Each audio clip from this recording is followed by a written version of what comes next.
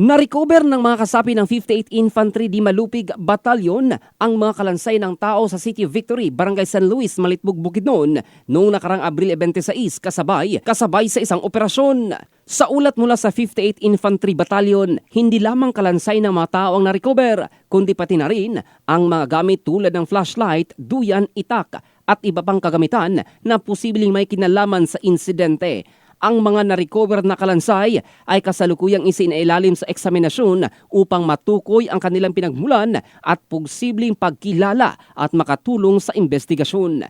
Binigyang diin naman ni Lieutenant Colonel Leoncito Grizola Jr. ang kahalagahan ng kooperasyon ng publiko upang mapanatili ang kapayapaan kaayusan sa lugar. Ayon sa opisyal, mahalaga ang kooperasyon ng publiko at sa mga operasyong tulad nito upang mabilis na matukoy ang mga insidente at mapanatili ang seguridad ng bawat isa. In the heart of changing lives, ito si Jofel Candado ng Brigada News Philippines, the Music and News Authority.